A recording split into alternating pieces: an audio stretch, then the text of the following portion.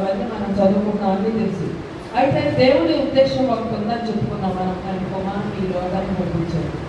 మనల్ని ఏమని చెప్పి ఆయన చేయమని చెప్పారు దేవుడు? తండ్రి దేవుడు మనందరికీ 3 మాటలు చెప్పారు. చెప్పండి ఎవరైనా? పోయి వారం చెప్పుకున్నాం కదా. తండ్రి దేవుడు మనందరికీ 3 మాటలు చెప్పారని చెప్పుకున్నాం. ఏం చెప్పారు? ముందు మనం మన పాపాలను దేవుని దగ్గర ఒప్పుకోవాలంటే ఏం చేయాలి?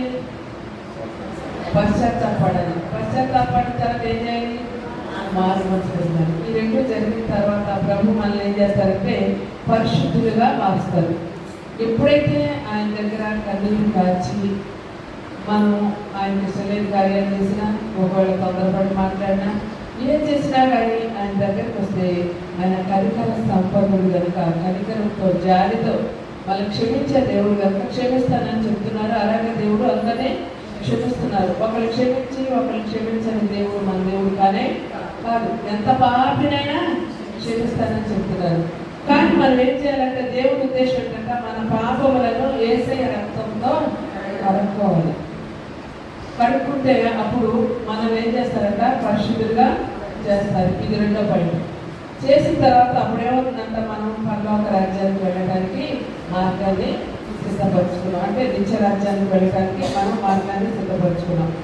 ఇప్పుడు తండ్రి దేవుని ఉద్దేశం మనం తెలుసుకున్నాము. మరి మనం ఏం చేయాలి? తెలుసుకున్న తర్వాత అది కూడా చెప్పాను అయిపోయేవారు.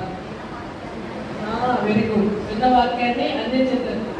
దేవుడు అంటే ఎవరో తెలియనటువంటి వారికి, అంటే దేవుని వాక్యం వింటున్న ఉదయం కఠినపరుచుకున్న వారికి ఆయన గొప్ప దేవుడు, రక్షించే దేవుడు, ప్రేమించే దేవుడు, క్షమించే దేవుడు, పోషించే దేవుడు, కాపాడే దేవుడు, స్వస్థపరిచే దేవుడు, ఎన్ని విధాలుగా చెప్పొచ్చు మన దేవుని గురించి. తెలియని వారికి విన్న వాక్యాన్ని మనం ఏం చేయాలంట?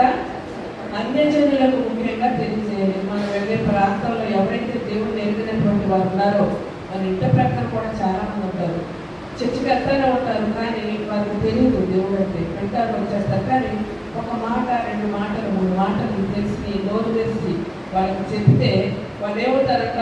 దేవునికి దగ్గర అవుతారంట. దేవునికి స్నేహితులుగా మార్చగా నువ్వు మార్చినందుకు దేవుడు నిన్ను బట్టి దేవుడు సంతోషపడతాడు. విన్న వాక్యాన్ని ఏం చేయాలంట? వాక్యం తెలియనటువంటి అన్యజనులకు మనం చెప్పాలి. చెప్పిన తర్వాత వాళ్ళు ఏమవుతారు? దేవుడు ఎవరో తెలియనటువంటి ఈ ప్రజలు దేవుడితో సహవాసం చేసి ఆయనకు స్నేహితులుగా ఉంటారు. అటువంటి బాధ్యత క్రైస్తవులైనటువంటి మన ప్రతి ఒక్కరి మీద. వాక్యం విని వెళ్ళిపోయా నేను వాక్యం నా 40 రోజులు